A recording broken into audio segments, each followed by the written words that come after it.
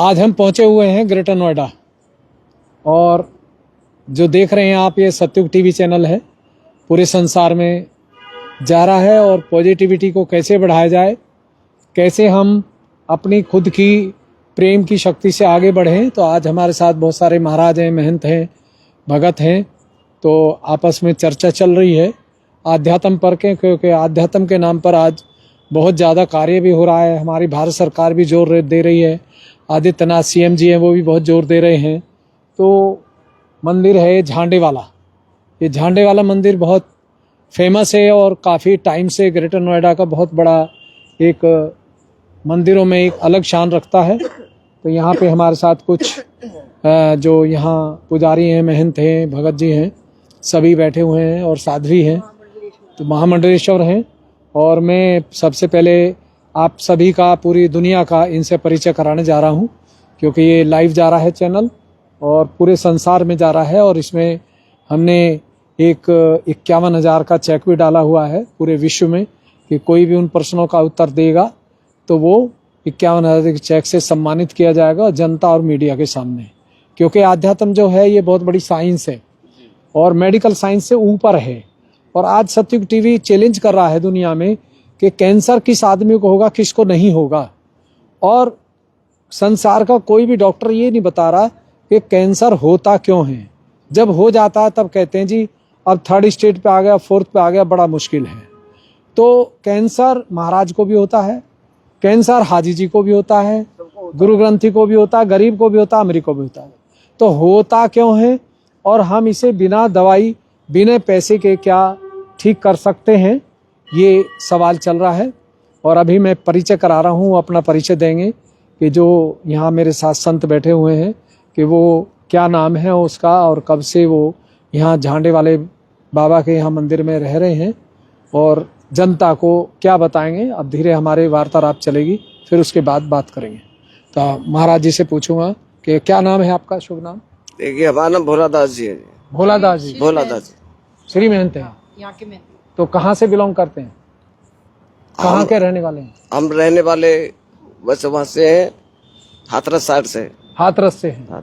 तो यहाँ कब से हैं? यहाँ 20 साल हो गए मुझे। 20 साल हो गए? 20 साल हो गए। अच्छा अच्छा, तो यही के हैं। हाँ अब तो नहीं, वो तो जहाँ रहने लगता है। आपका शुभ नाम? महामंडलेश्वर सरोजनी गिरी, जूनाखाड़ा, अंतर्राष्ट्रीय अध्यक्ष माईवाड़ा के। माईवाड़ा के? हाँ, हर बार। हम रहने वाले डिस्ट्रिक्ट अलीगढ़ के हैं, महाकालगिरी मेरा नाम है और मुझे करीब 30 वर्ष हो गए यहीं ग्रेटर नोएडा में, इसी जगह पे यहाँ रहते ग्रेटर नोएडा में रहता हूँ। इस मंदिर में कितना टाइम? इस मंदिर में भी मुझे 15-20 साल के लिए लगभग मुझे हो गए यहाँ। 20 साल? हाँ। तो ये आपने वेशभूषा कब धारण की? मैंने 1990 में वेशभूषा धारण किया है। 1990 में? 1990। आपने कब किया वेशभूषा? हमने 98 में। 98 में? हाँ, और आपने महाराज? 94 के बाद में। 94 के बाद? आपका शुभ नाम? मेरा नाम सुनील पंडित जी है। सुरेश? सुनील पंडित जी। सुनील पंडित जी? जी हाँ। तो कहाँ से बिलोंग करते हैं? मैं यहाँ नवादा ग्राम से बिलोंग करता हूँ। इलाहाबाद से? नहीं, नवादा। नवादा? नवादा से। नवादा कौन सा, ये या इधर? जी हाँ, ये सिटी पार्क के पास है। अच्छा अच्छा। जी हाँ। तो यहाँ ये मेरी जन्मभूमि है ये। तो यहाँ कब से है? ये मुझे तो 20 साल हो गए यहाँ पे परमानेंट। परमानेंट 20 साल हो गए। तो ये निःशुल्क सेवा है या कुछ चार्ज मिलता है यहाँ से? नहीं, कोई चार्ज नहीं जो। अच्छा, ऐसे ही है। आपका शुभ नाम? पंडित जी लक्ष्मीकांत शास्त्री है। पंडित लक्ष्मीकांत शास्त्री है। लक्ष्मीकांत शास्त्री। कहाँ से बिलोंग करते हैं? हम नेपाल से हैं। नेपाल से? किस जगह से? नेपाल विराटनगर के पास है। विराटनगर? और इस क्षेत्र में या तो इस बाबा के सानिध्य में 20-22 साल से हम सेवा ही समझ लें। एक आध्यात्म को बढ़ाने के लिए, या तो कोई भी हो, मतलब कर्मकांड क्षेत्र हो, ज्योतिष इत्यादि, या कोई हवन महायज्ञ इत्यादि हो, या ये लगा लीजिए कि आध्यात्म चिंतन को किस तरह से बढ़े, इसमें सबका ही योगदान हो, जोड़ हो। और ये प्रश्न आप एक बता रहे हैं कि 51,000 की जो इनाम है, हम पूछने चाहेंगे कि आपको क्या है ये, और जो कैंसर की क्या होती है, आप विस्तृत हिसाब से आप उसको जवाब हमें भी देंगे। इंटरनेशनल रूप से तो दे ही रहे हैं और हमें भी देके जाएंगे कि क्या स्थिति होती है इसकी। ठीक है, बहुत सुंदर सोच है। हाँ। जो पंडित जी हैं हमारे नेपाल के। हाँ बिल्कुल, आपने कोई पूछा है, सबसे पूछ रहे हैं तो हम भी उसको जानकारी लें। मैं नेपाल 1 महीने रह के आया हूँ। कौन सी जगह? मैं था आपके जो विराटनगर और एक कॉलेज था, जब एंट्री की थी हमने, कौन सी जगह थी वो जिसमें हम ठहरे थे? कहाँ से गए आप? दिल्ली से, बिहार से गए थे, बॉर्डर से। बिहार बॉर्डर से हाँ। गए तो बीरगंज इत्यादि होगा। हाँ, वो अच्छी ही धर्मशाला थी, खाना भी खाया हमने वहाँ, वहीं रहे थे। हाँ, नहीं ठीक है। हाँ, तो मेरा वहाँ प्रोग्राम वो लगा तो था। क्या है कि लगभग 85% सनातनी हिंदू है वहाँ पे। अब बस प्रेस कॉन्फ्रेंस भी हुई थी मेरी वहाँ जी जी क्लब में।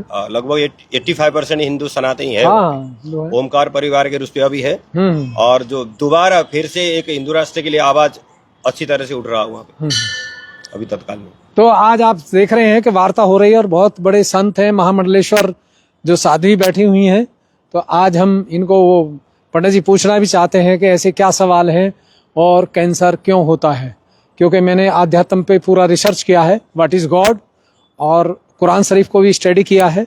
मेरा सवाल पूरे संसार से है, किसी एक भी ना महाराज से है ना हाजी से है, पूरे विश्व से है, क्योंकि आज आध्यात्म के नाम पर बहुत कुछ हो रहा है और बहुत कुछ अच्छा भी हो रहा है तो बहुत कुछ गलत भी हो रहा है। तो हम वो जो गलत है उसको कैसे सुधारें? जो अच्छा है वो तो अच्छा है ही, लेकिन हम चाहते हैं कि समाज और देश जो हमारा उच्च कोटि की तरफ जाए, जिससे हमारा संसार, जो हमारी संस्कृति है, जो हमारा आध्यात्म है, जो हमारे वेद शास्त्र बोलते हैं, उसको पूरी दुनिया स्वीकार करे। हालांकि हमारी भारत सरकार इस तरफ बहुत ज़्यादा ध्यान दे रही है और अब समय जो चल रहा है वो ऐसा चल रहा है कि कोई भी बीमारी है और जो इस विद्या को जानता है, जो सेल्फ रियलाइजेशन को जानता है और भागवत गीता का ज्ञान जिसको नॉलेज है, प्रैक्टिकली, एक थ्योरी है एक प्रैक्टिकल है, तो वो कैंसर उसको हो नहीं सकता, और अगर किसी को है भी तो वो बिना दवाई और बिना पैसे के ठीक कर सकता है। कैंसर से नीचे तो छोटी मोटी बीमारी हैं वो तो चली ही जाएंगी, क्योंकि जब पॉजिटिव एनर्जी शुरू होती है तो ये पूरी दुनिया के शरीर में, हर इंसान के शरीर में है। पहले जितने ऋषि मुनि थे संसार में, जितने औलिया आए थे, सभी ने इसकी बात की थी, लेकिन आजकल बात तो करते हैं कुछ लोग, लेकिन बेचारे उनको रास्ता नहीं मालूम है। तो आज हम यही बात करने जा रहे हैं कि ये आत्म साक्षात्कार क्या चीज है, क्योंकि हमारे यहाँ हिंदू धर्म के, बौद्ध धर्म के और अनुयायी बैठे हैं, बहुत प्रकांड पंडित भी हैं और महंत भी हैं। तो मैं यही जानना चाहूँगा, क्योंकि यहाँ हम हिंदी की बात कर रहे हैं और भागवत गीता की बात पे चर्चा होने जा रही है, ज्ञानेश्वरी पे। तो ये आत्म साक्षात्कार क्या है और इसको कैसे प्राप्त किया जाए, कर भी सकते हैं या नहीं भी कर सकते हैं, इस पर बात चलेगी। क्योंकि बहुत अच्छा वातावरण है और ये जो मंदिर है ये बहुत काफ़ी पुराना है, कम से कम 100 साल समझे, जो कि मैंने भी बचपन में सुना था नाम, लेकिन आया मैं अभी हूँ, आज ही, मैंने देखा नहीं था, सुना था। तो मेरा सबसे पहले महंत जी से बात होगी कि ये क्या चीज़ है, और भागवत गीता में बड़ा क्लियर कट लिखा है, तो ये महाराज जी बताएंगे कि ये क्या चीज़ है आत्म साक्षात्कार और कब होता है, जिसको होता है तो क्या होता है उसका। देखिए, इसके बारे में तो कोई शायद जान नहीं पाया है क्या होता है क्या नहीं होता है। जिसके बारे में होता है वो ही जानता है क्या होता है। आप बताएं किस चीज के लिए? आत्म साक्षात्कार क्या होता है? आत्म साक्षात यही होता है जो आत्मा से निकली हुई कोई आवाज है, या हम आत्मा में उसका विचार विमर्श रखते हैं, वो आत्मा ज्ञान या आत्मा सार है। आत्मा की विश्वास है, आत्म विश्वास ही आत्मा का साक्षात्कार है। कहते हैं ना कि जैसे जिसको विश्वास हो गया आत्मा का, वही साक्षात्कार है। सही कह रहे हो आप, आत्मा से परमात्मा भी बोलते हैं। आप बताएं। आत्मा साक्षात्कार, अब ये शब्द ही एक बहुत बड़ा एक वो है चीज है। प्रथमम आत्मचिंतनम, द्वितीय शास्त्र बोधनम, तृतीय यज्ञ पूजास्थ, अधोगतम तीर्थाटनम लिखा है, ठीक है। अब व्यापक होता है, थोड़ा सा यहाँ पे रिकॉर्डिंग करें 2 मिनट में इस आत्मचिंतन की सारा सब कुछ व्याख्या आपको सुना दें, या तो ऐसा तो होता नहीं, संभव नहीं होता। और ये जो सब कुछ हमारा सनातन का ही नहीं, सनातन का मेन मूल ही आत्मचिंतन है, या तो आत्म साक्षात्कार लगा लें, कुछ भी लगा लें, एक ही चीज होता है, इसमें कोई बात नहीं। आत्मचिंतन मीन्स क्या होता है कि व्यक्ति कब, ये क्या है कि सब कुछ प्राप्त है पर शांति प्राप्ति नहीं है। जो व्यक्ति को एक शांति की अनुभूति हो जाए तो समझ लेना कि वो आत्मा साक्षात्कार उसको हो गया है। और इसमें ये हो जाता है कि बहुत चीज आता है, वेद से लेके बाप कहने तत्वमसी है, सो हम है, ठीक है जी। और जो एवं ब्रह्मास्मि इत्यादि के जो शब्द जो व्यक्ति निकाल सके वो ही आत्मचिंतन, मतलब कहने से नहीं होता, ठीक है। कहने से तत्वमसी कह रहे हैं या तो आत्मा जो वो कर रहे हैं ऐसा तो नहीं होता, पर जो कर सकता है मतलब इस तरह से जा सकता है वही आत्मा साक्षात्कार के एक परिभाषा दे सकता है। और रही बात ये तो क्या होता है कि हाँ हम अपनी तरफ से करते हैं, आप अपनी तरफ से कहेंगे, परंतु यही बात है कि जन्म जन्म जति जतन गमाए अंतकाल नाम नहीं पाए, इसकी तो कोई था तो पाए नहीं किसी ने। और जो जिस तरह से एक व्याख्या करता है उतना उस इसकी परिभाषा होती है। और आत्मा चिंतन या तो आत्मा साक्षात्कार होने के बाद बस आपके मन में ये लगना चाहिए कि शांति की परिभाषा, अगर शांति आपको हो गया तो आपको आत्मा साक्षात्कार हो भी गया। और शांति तो है, परिवार से, पैसों से, मान से, सम्मान से, कुर्सी से, ठीक है, धर्म से, हर तरह से अशांति है। धर्म फैल रहा है पर आपने कहीं देखा है आज तक कोई शांति में रह रहा है? फिर इस वजह से क्या होता है कि आप इस तरह से, चलो कोई बात नहीं, ये बहुत अच्छी बात है, पर सनातन में आपको ये भी बढ़ाना होगा कि हमें किसी के दूसरे को विरोध करने से हम उसको शांति पाएंगे, ऐसा नहीं होता। अब ये एक बात और आपको मैं आपके माध्यम से, आपके चैनल के माध्यम से ये भी कहना चाहूंगा, सनातन की जो परिभाषा होती है ना वो और सर्वे भवन्तु सुखिनः की है। और तीसरी बात ये भी हम कहेंगे कि सनातन जिस तरह से व्याख्या मतलब एक विकास हो रहा है, ये कोई विकास की बात नहीं है। सनातन का मूल क्या है? वेद। इस बात को समझते हैं आप? अब वेद की प्रचार कितनी हो रही है? चलो आपसे क्वेश्चन पूछ रहे हैं हम, वेद की प्रचार कितनी हो रही है? कहाँ कहाँ स्थान खुले, विद्यालय कितने बने, हमारे जो बटुक कितने पढ़ रहे हैं? और आप ये भी बताइए कि आपके बच्चे कर क्या रहे हैं। और आप, मैं आचार्य हूं, मेरे बच्चे खुद अब मैं इंग्लिश मीडियम में पढ़ा रहा हूं, क्यों? ये क्वेश्चन सबके लिए है, मतलब जो भी बैठे हैं सबके लिए क्वेश्चन है। क्यों पढ़ा रहा हूं उसमें? क्योंकि हमें कोई भविष्य नहीं दिखता। तो ऐसा कोई माहौल, ये जो सरकार को भी इस बात को चैलेंज है कि ये माहौल क्यों नहीं बना पाते सामने सनातनी इतने होते हुए। आत्मचिंतन की तो बात अलग है, हम सीख लें वो करने, दुनिया को इस तरह से करना, आध्यात्म चिंतन में करना, या सनातनी पद्धति, या तो आने वाले समय में एक सनातन राष्ट्र बनाने के लिए, तो ये हम बहुत पीछे हैं, हम आगे तो नहीं पहुंच रहे हैं। प्रचार करने से ही नहीं होता, मार्केटिंग बनाना आज होता है, कल के लिए मार्केटिंग हम किस तरह से दे रहे हैं, उसको नीम किस तरह से हम रख रहे हैं, नीम किस तरह से डाल रहे हैं, क्योंकि उम्मीद अपनों से किया जाता है, ठीक है। बीजेपी से ही उम्मीद रखनी होंगी और किसी से नहीं, क्योंकि और तो ही नहीं, करते नहीं उनपे। तो ये कितना कर रहे हैं सनातनी के लिए, एक वेद की, गीता की, रामायण का, और एवं अब जो महाभारत जो ग्रंथ इत्यादि में कितना प्रचार हो रहा है, शायद आपको पता होगा तो कहिए। हमारे बटुक ब्राह्मण कितने बन रहे हैं, ठीक है, विद्यालय कहाँ कहाँ खुले हैं, क्योंकि आप हमें इस चीज को अगर नहीं कर रहे हैं तो आने वाले जीवन में कोई सनातन के लिए वो नहीं होता। प्रचार करने से, राम राम करने से नहीं होता कोई भी, जय श्री राम करने से हमारा सनातन बचेगा ऐसा नहीं कह सकते। इस बात को विचार विमर्श करना बहुत ही जरूरी है आने वाले समय में। ये सनातन शब्द लिया आपने, तो इसका जो बड़ा गहन विषय है, क्योंकि सनातन बोलना तो बहुत आसान है, लेकिन सनातन का जो तत्व है तो वो तो एक अलग ही अर्थ देता है। तो पंडित जी आप बहुत अच्छा बता रहे हैं और बड़ी गहन बात करने जा रहे हैं आप। तो ये जो सनातन है, ये कैसे पहचाना जाए कि ये सनातनी है, ये सनातनी है, ये नहीं है, वो नहीं है, क्या से कैसे मालूम पड़े? प्रैक्टिकल होना। देखिए क्या होता है ना, किसी को आरोप या तो प्रत्यारोप लगाने का अधिकार हम पे नहीं है। हम इनके कहने कि आप सनातनी नहीं है, या तो भेष से हम सनातनी पहचान ले, ऐसा भी नहीं होता, ठीक है। कपट के भेष में भी रावण गया था सीता के पास में, तो ऐसा नहीं होता कोई भेष से सनातनी पहचाने। या व्यवहार आपका क्या होता है, सत व्यवहार आपके पास है तो आप सनातनी है, ये कहा जाता है इसमें, ठीक है। हिंदू कहने से अच्छा हम सनातनी कहीं अच्छा माना जाता है, ये हिंदू में कई विवाद भी है, ठीक है। तो ये बात होती जरूर है। और इसमें क्या होता है कि भाई हमारा जो मेन लक्ष्य क्या होता है कि धर्म क्या है, पहले तो धर्म में आ जाए ना, और उसमें सनातन ही जुड़ जाता है। ये धर्म, ये जो धर्म का शब्द है, ये अगर संधि विच्छेद कर दे तो इसका क्या अर्थ निकलता है? धर्म, देखिए माँ, बड़ा गहन विषय है, बहुत अच्छी बात कह अलग अलग तरीके से इसके व्याख्या करते हैं। और जो धर्म एक चीज क्या होता है, धारण करने को एक धर्म कहा जाता है, मतलब शॉर्टकट, मतलब शॉर्ट करी में। हाँ मैं समझ रहा हूँ। जो चीज धारण करने का होता है, उचित चीज धारण करने के लिए धर्म कहा जाता है। धारण तो अनुचित भी होती है। ठीक है। अब यही होता है कि कर्म करना होता है, मेरे कर्म करो, पर कौन सी कर्म करें? अकर्म, विकर्म, कुकर्म, कितने कर्म है, कितने बहुत तरह के कर्म है, पर सत्कर्म करता है वही व्यक्ति सनातनी कहा जाता है। करेक्ट, बिल्कुल कर्म ठीक तो है। बहुत होते हैं, और उसमें गीता में भी लिखा है भैया, अकर्म भी लिखा है, कुकर्म भी लिखा है, विकर्म भी लिखा है, कई तरह के कर्म गीता में व्याख्या है। तो उसमें यह होता है कि सत्कर्म को लिए प्रचार किया गया है, बस सनातनी उसको कहा जाता है। और उसमें मजहब है, धर्म है, इत्यादि करना, ये बहुत चीज है। इसमें बहुत हमें जैसे देखिए क्या होता है कि भेष के हिसाब से भी हमें बहुत बड़ी जिम्मेवारी है, तो उस जिम्मेवारी में हम खड़े नहीं उतर रहे।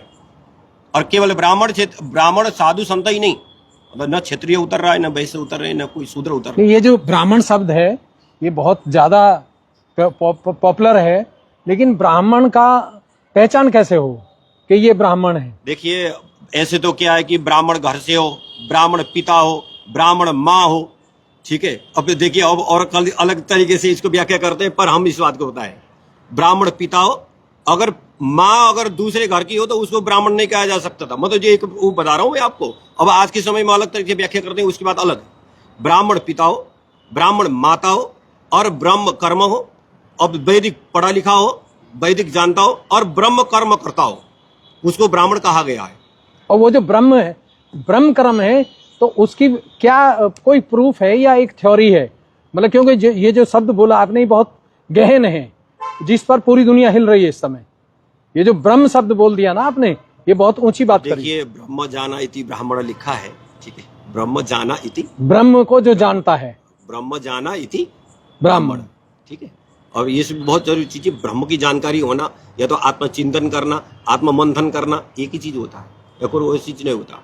ये जो आपको पिंड से ब्रह्मांड लिखा गया है, हम पहले पिंडों की पूजा करते, मूर्ति पूजा नहीं करते थे हम, आपको पता होगा इस बात की, ठीक है। मूर्ति पूजा तो अब आई है, पहले पिंडों की पूजा होती थी।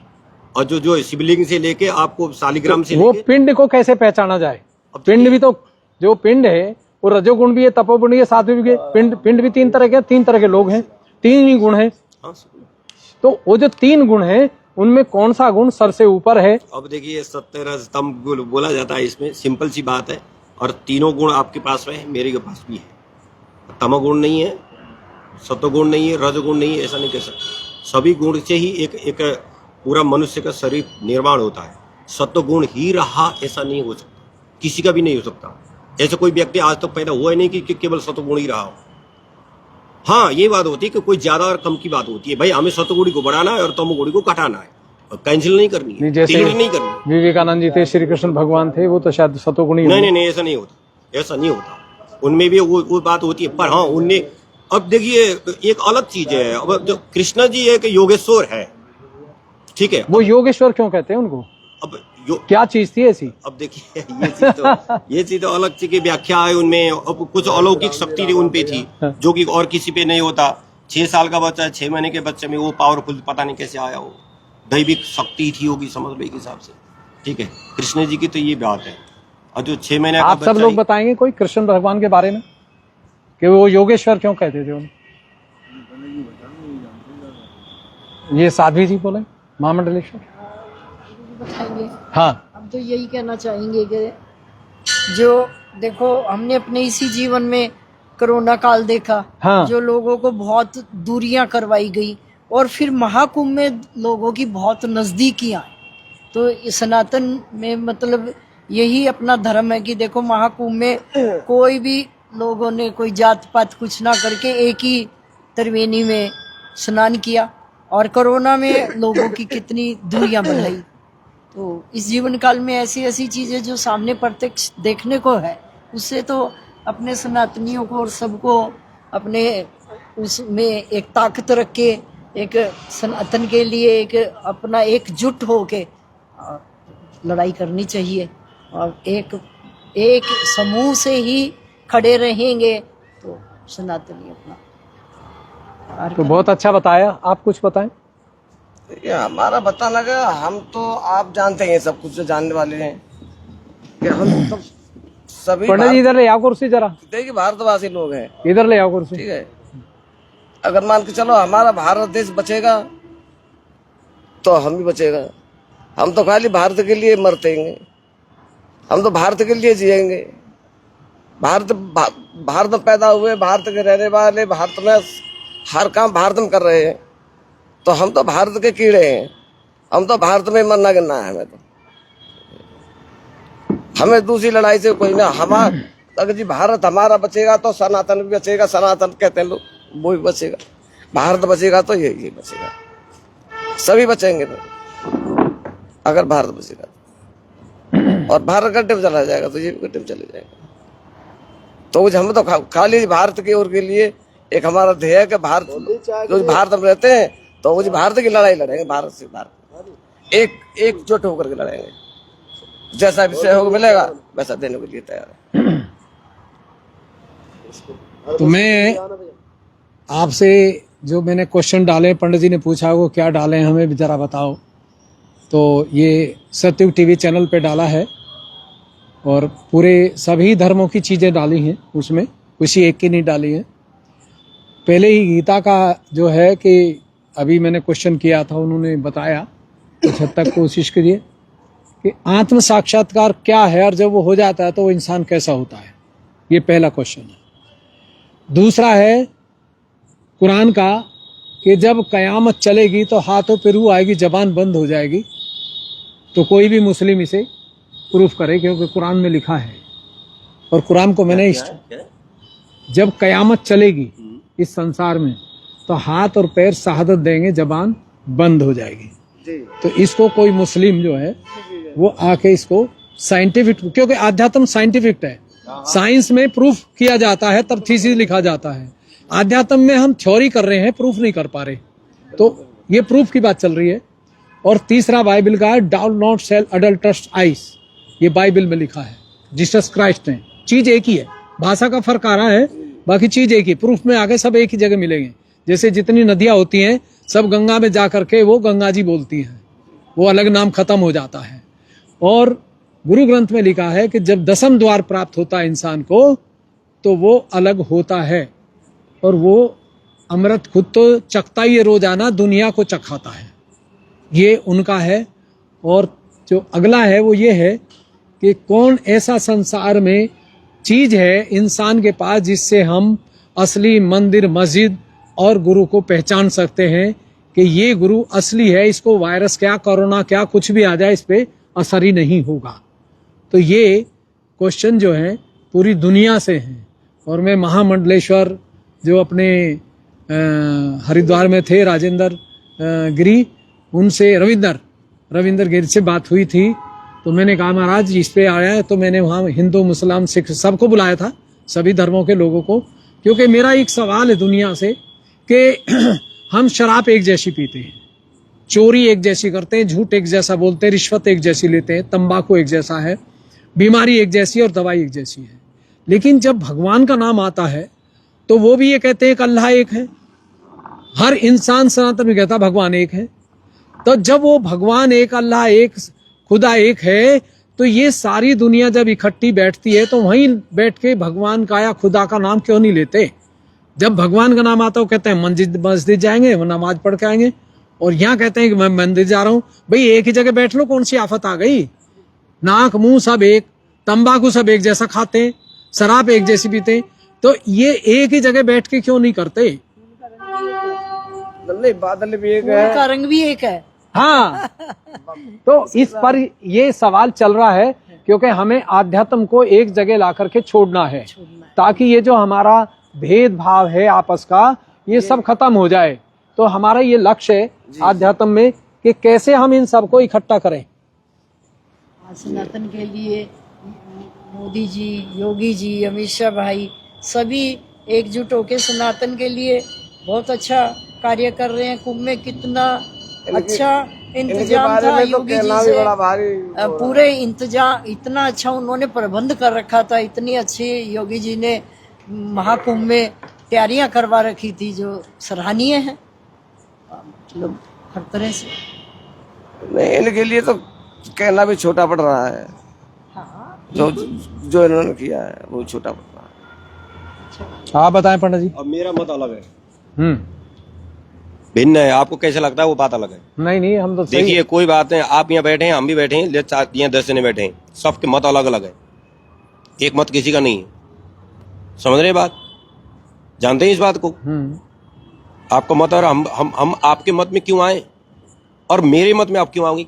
नहीं आएंगे अगर आपका सही है तो नहीं ऐसा नहीं होता। ये विचारधारा अलग अलग होती है। ये डॉक्टर दवाई देते देखिए, एक बार मरीज नहीं, ठीक होता है, एक ये बार ये देते बात 2 सुनिए, बार सुनिए, ऐसा नहीं ठीक होता। नहीं होता। मेरे पास और- 4 बार देते नहीं ठीक होता, और तो उन्हीं की दवाई चलेगी। और ये बात होती है, इस क्या होता है कि क्या क्यों बटा क्यों है? कब से बटा है भाई? गुरु नानक आए, सिख बना दी, और ये जो बुद्ध आए, बौद्धिस्ट बना दी, महावीर जैन आए, जैन बना दी, फिर क्यों आए? और ये ऐसा नहीं होता कि ये गलत थे, ये महापुरुष थे सब, ठीक है। इनको महापुरुष के एक कैटेगरी में लिया जाएगा। वो जैसे विवेकानंद की बात आपने करी, बिल्कुल महापुरुष थे हमारे। और विवेकानंद के गुरु क्या नाम है, रामकृष्ण परमहंस जी। रामकृष्ण परमहंस, क्या बात है, उनकी तो अभी भी कम हो रहे हैं। ये महापुरुष मतलब जो धरती में कभी कभी पैदा होते हैं, जिससे तो कम थोड़ी थे भाई। अभी तक आपको लगभग यहाँ ये लगा लीजिए, लगभग वर्ल्ड के विश्व के कम से कम 35-40% लोग अभी क्रिश्चियन हैं। उनको हम कम कैसे समझ ले, या तो उनकी विचारधारा को कैसे हम गलत कह दें। रही बात अपनी सनातन की, उसमें क्या हो जाता है कि विचारधारा अलग अलग होते हैं। हाँ, लॉ एंड ऑर्डर चाहिए जरूर होता है। इसने बात कही ना कि आपको पहचान कैसे होता है। पहचान के लिए हमें, हाँ, एक बात होती है भाई, आप परीक्षा लेने के लिए हमसे योग्य कोई चाहिए, ठीक है, और इस तरह से योग्यता कोई तय करें, या तो क्या होता है इसमें होता है या नहीं होता है, तो इसी हिसाब से एक किया जाता है। और रही बात आत्मचिंतन की योग्यता कौन कर सकता है बताइए? बैठे बैठे बिल्कुल मस्ती हो गए, एक आनंद का दे रहा है, उसमें देखने में एक पागल सा लगता है, वो भी एक आत्मचिंतन की चिंतन करता होगा। तो ये डायरेक्टली तरीके से हम कह नहीं सकते। और रही बात उसमें जो कैंसर से लेके अब आप बता रहे हैं, देखिए आत्मचिंतन होने के बाद सुख और दुख वो व्यक्ति भूल जाता है, मेन बात है। और मैं इसमें और जोर देके कहता हूं कि जब विवेकानंद गुरु जी को कैंसर हो गया था, ठीक है, आत्मचिंतन था उनका। आप ये बता रहे हैं कि आत्मचिंतन करने वालों को कैंसर नहीं होती। रामकृष्ण परमहंस को क्यों हुआ कैंसर? आपसे क्वेश्चन पूछ रहा हूं मैं, ठीक है। और उनने ये बात बताई थी, जो कि साक्षात माता के भक्त थे, साक्षात माता अपने गोदी में लौटाती थी रामकृष्ण परमहंस को। और भक्त कहते थे कि गुरुजी आप ये बताओ ना माता जी से, तो वो कहते थे कि देखिए ये सुख और दुख आप पैदा होते समय लेके आते हैं। सुख दुख, अब जो जन्म मरण और जो एक ये जो सारा चीज, ये जन्म के समय आता है। और जो दिन के बाद रात न हो, ये कौन कह सकता है बताइए? रात हमको उचित अच्छा नहीं लगता, और हम ये कह सकते हैं रात न हो। उसके लिए तो लाइटिंग लगाओगे बस, आप दिखने लगेगा, बस उतने कर सकते हैं आप, और कुछ नहीं कर सकते। रात तो हो गई होगा। और इसी तरह से सुख के बाद दुख भी आएगा, दुख के बाद सुख भी आएगा। ये हमारा पूरक है, इसमें ज्यादा जाने की कोई फायदा नहीं होता। ये आपका सुख और दुख पूरक है। और आपको रोग ही नहीं होगा तो आप मरोगे नहीं, इसका मतलब क्या लिखा होता? ये तो ये जो धरती को आप स्थिर करने चाहेंगे क्या? मृत्यु तो कट्य है, मृत्यु तो सत्य है, तो मृत्यु के लिए बहाना तो चाहिए आपको, चाहिए नहीं चाहिए? हाँ, बस एक बहाना चाहिए होता है। इसी वजह से कोई बात नहीं भाई, वृद्ध हो गए उसके बाद कुछ ना कोई रोग आता है, इतना जाना है वो बहाना चाहिए बस, और कुछ नहीं होता। तो किसी न किसी बहाना पक्का चाहिए, कोई ना कोई बहाना तो चाहिए। देखा किसी ने। अब मृत्यु के बाद क्या होता है, जो और कुरान क्या कहता है, और जो हमारा सनातन क्या कहता है, और जो क्रिश्चियन क्या कहते हैं इस बात को, मृत्यु के बाद हाँ एक बात कही गई कि आत्मा अमर है। नैनन छिन्दन्ति शस्त्राणि नैनन दहति पावक न चैदम क्लेदन्त्यापो न शोचयेद मारुत। गीता में भी बिल्कुल व्याख्या लिखा है। और जो आत्मा, इसके लिए तो अपने अपने अनुभव से लोग इसकी व्याख्या करते हैं, और कहाँ जाता है, कैसे जाता है, और जो आत्मा फिर कब आता है, इसके लिए आज तक हमें तो नहीं लगता कि कोई अच्छी तरह से व्याख्या करता हो। ज्ञानेश्वरी तो बड़ी क्लियर बोल रही है। ज्ञानेश्वरी अगर पढ़ी जाए तो आप देखिए उसमें तो बड़ा एकदम डंके की चोट पे बात कर रही है। अब ये चीज सारा होता है अपने अपने, मैंने कही ना आपका मत अपने करेंगे आप। ज्ञानेश्वरी अपने हिसाब से वो व्याख्या कर रहे हैं इस चीज की, और इसी को अब पक्का ध्रुव सत्य कहेंगे उसको। आप बताइए, आप ध्रुव सत्य कहेंगे? अगर उसकी प्रैक्टिकल को करा दे तो फिर तो सत्य हाँ, है। ये आप कह सकते हैं, फिर तो सत्य है। बिल्कुल बिल्कुल। तो अब वही बात है, मृत्यु के बाद वो दोबारा तो बोलेगा नहीं। मृत्यु के बाद दोबारा आके ये कह दे कि मैं उस जीवन में था और अब मैं आया हूँ। हाँ, होते हैं, जैसे मान लीजिए कई ऐसे लक्षण होते हैं, आपको हर पुराणों में ऐसा लक्षण आता है भाई, जो व्यक्ति पिछले कर्म में कुछ करके गया और उसके बाद उसकी जो लक्षण इत्यादि होते हैं, कई लक्षण है होता है, जैसे कई चीज के लक्षण होते हैं, पूरा व्याख्या है इसकी कि पिछले जन्म में ये करके आए होगा तब ऐसा हुआ। तो ये एक चर्चा परिचर्चा की विषय होती है, और डायरेक्टली हिसाब से, ठोस के हिसाब से या तो बिल्कुल ध्रुव सत्य के हिसाब से हम इस चीज को नहीं कह सकते। तो आज आप देख रहे हैं कि चर्चा बड़ी सुंदर तरीके से है। चाय ले लो थोड़ी सी, चाय ले लो, चाय अभी तो चाय ले लो थोड़ी थोड़ी। तो मैं आप सभी को बताना चाहता हूं पूरे संसार में इस समय कि अब समय सतयुग का चल रहा है, कलयुग नहीं है। कलयुग से सतयुग शुरू हो चुका, क्योंकि अब आने वाले समय में 5 तत्व और हर बीमारी का मंत्र अलग होगा, और वो मंत्र केवल एक आत्म साक्षात्कारी स्त्री, पुरुष और बच्चा दे सकता है, जो पूर्ण रूप से आत्म साक्षात्कार को अनुभव करता है, उसकी अनुभूति करता है। तो उसके हाथों पे पॉजिटिव एनर्जी बोलेगी अपने आप। जैसे आग को अगर हाथ पे रख दें तो तुरंत फेंक देते हैं हम कि वो हाथ जल गया। ऐसी पॉजिटिव एनर्जी निगेटिव या पॉजिटिव होगी, वो एकदम या कूल जाएगी या हॉट जाएगी। अगर हॉट हाथों पे आ रही है तो ऐसे इंसान को कैंसर होगा, और जिसको दोनों हाथों पे कूल चल रहा है, पॉजिटिव एनर्जी कूल चल रही है, ऐसे इंसान को कैंसर हो नहीं सकता। क्यों? क्योंकि कैंसर को ठीक करने वाली और उसको बताने वाली आपकी पॉजिटिव एनर्जी है। उसको अलग अलग नाम से बोलते हैं, कोई बहमाता बोलता है अनपढ़ आदमी, कोई उसको पॉजिटिव एनर्जी बोलता है, कोई रूह बोलता है, कोई श्रुति बोलता है, और कोई होली घोष बोलता है। चीज एक ही है। जब आती है माँ के गर्भ में तो पूरे शरीर को तैयार करती है, और जब निकल जाती है तो प्राण छूट जाते हैं और शरीर यहाँ रह जाता है। तो आने वाले टाइम में 5 तत्व ही काम करेंगे, कोई दवाई काम नहीं करेगी। आने वाले समय में वायरस बहुत तरह के आएंगे, लेकिन उस समय आदमी की अपनी पॉजिटिव एनर्जी काम करेगी। तो आप देखते रहिए सतयुग टीवी चैनल, और परखिए अपने आप को और खुद को जानिए कि मैं क्यों आया हूं और मेरा क्या लक्ष्य है इस धरती पर आने का। वास्तव में मैं उस चीज को पाऊंगा या नहीं पाऊंगा जो हमारे ग्रंथ में लिखी हुई है। अगर उसको इंसान पा जाता है तो वो दुनिया की हर चीज को परखेगा 2 मिनट में। मंदिर को परखेगा, शादी के बच्चों को परखेगा, पढ़ाई को परखेगा, और आतंकवादी कहाँ बैठा है या नहीं बैठा है इसको भी वो परख सकता है। अपराध क्यों बार बार किया जाता है उसको भी परख सकता है, और किसी भी नशे को वो छुड़ा सकता है, चाहे वो 10 साल का बच्चा क्यों ना हो। तो ये एक नई चीज उभर के आई है। आगे चर्चा करेंगे अगले सेशन में। आप सभी को हमारा प्रणाम, नमस्कार। और आज जो सेशन चला है बहुत अच्छा चला है। आगे अगले दिनों में हम देखते हैं कि कहाँ कहाँ हमें ये सब चीज, ऐसे सज्जन लोग मिलेंगे जहाँ ये वार्तालाप की जाएगी। नमस्कार।